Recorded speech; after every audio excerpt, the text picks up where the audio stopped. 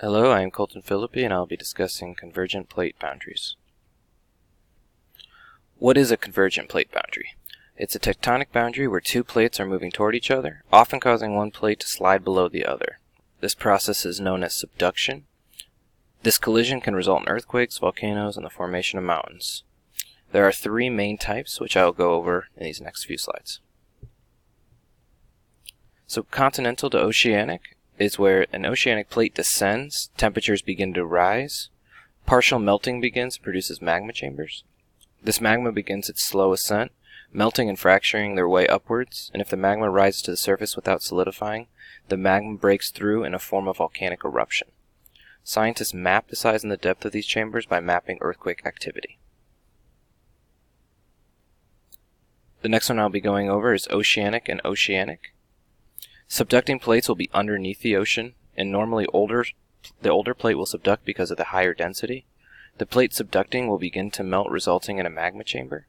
These magma chambers also begin to ascend, and this will result in the volcanic cone. In the early stages of the cone will be submerged. However, over time, the cone will surface above sea level and begin to produce an island chain. As the process continues, the islands will grow larger, merge, and elongate. A landmass is formed. This is Japan, how Japan was formed. So continental is our last type of boundary, and this type of boundary is a bit more complex. A powerful collision occurs. Two thick continental plates collide, both having lower density than the mantle. Fragments of the crust might be caught in the collision zone, forming high deformed melange of rocks. This compression can also cause folding and faulting of the rocks within the plates, and the Himalayan mountains are an example of that. I chose the Andes mountain range as my example. As you can see, this is an oceanic to continental convergent plate boundary, and these mountains cover 4,300 miles of land down the coast of South America. Let's see here, it's pretty beautiful.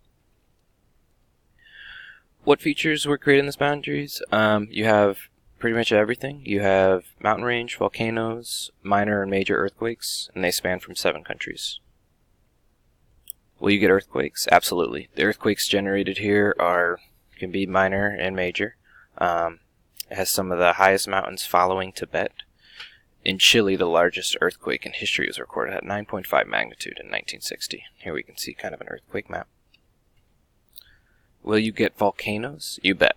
The Andean volcanic belt is massive and long. They have 4 main zones, as you can see here. Of each zone is a separate continental arch, and there are estimated over 150 to 160 active volcanoes in the region. Thank you for watching, and I hope this was helpful.